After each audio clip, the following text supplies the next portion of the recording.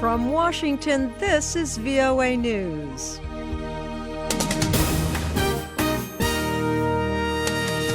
I'm Ann Ball reporting. A blast ripped through a supermarket in Russia's St. Petersburg on Wednesday evening, injuring at least 10 shoppers, investigators said. No one was killed. Here's Alexander Klaus, head of St. Petersburg Investigative Committee. He says multiple investigative and search procedures are underway and all possible versions of what has happened are being worked on. So far, no claims of responsibility. The U.S. State Department said Wednesday that U.S. Secretary of State Rex Tillerson and Russian Foreign Minister Sergey Lavrov agreed to continue to work towards a diplomatic solution for a denuclearized Korean peninsula. A U.S. statement said that neither the United States nor Russia accepts Pyongyang as a nuclear power. Ryan Brooks reports on new U.S. sanctions against North Korean officials. A precise approach to new North Korean sanctions, as the U.S. took aim at two top officials behind the ballistic missile program on Tuesday. The U.S. Treasury said it's all part of a, quote, maximum pressure campaign to denuclearize the Korean peninsula. However, these restrictions are largely symbolic. They only block both of them from property under U.S. reach and forbid dealings with U.S. citizens. Also on Tuesday, Russia offered to wade into the fray to help mediate between Washington and Pyongyang. In response, the State Department said the U.S. can already talk to North Korea, quote, through a variety of channels, and that it's up to North Korea to change course. That's Ryan Brooks reporting, and this is VOA News.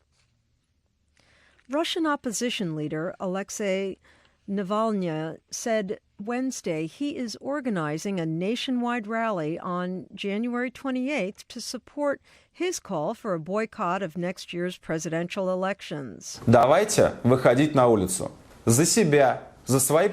He called for people to go out into the streets for their rights and future, saying that people should not want to lose another 6 years.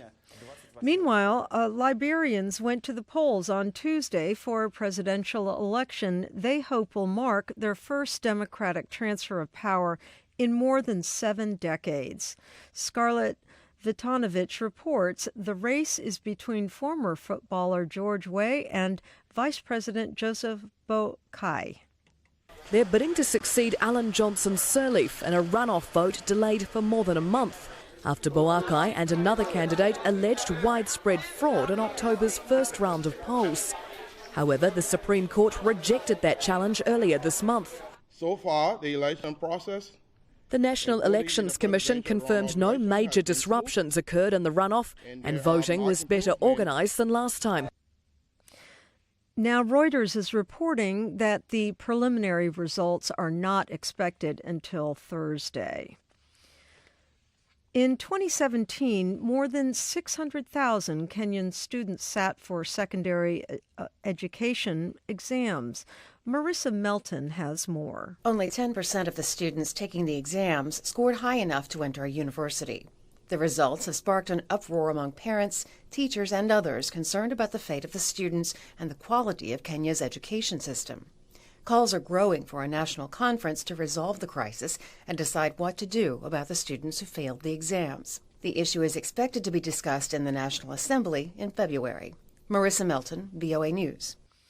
In Egypt, 7 Egyptian rights groups have condemned the execution of 15 suspected Islamic militants convicted of staging a deadly attack on an army checkpoint 4 years ago in the Sinai Peninsula. The group said legal procedures against the men were flawed, and at least one of the 15 appears to have been tortured in detention. And Ukrainian authorities and Russian-backed rebels began exchanging prisoners in eastern Ukraine Wednesday, the first major transfer in months, and the largest such swap since a pro-Russian uprising erupted in that part of the former Soviet Republic in 2014.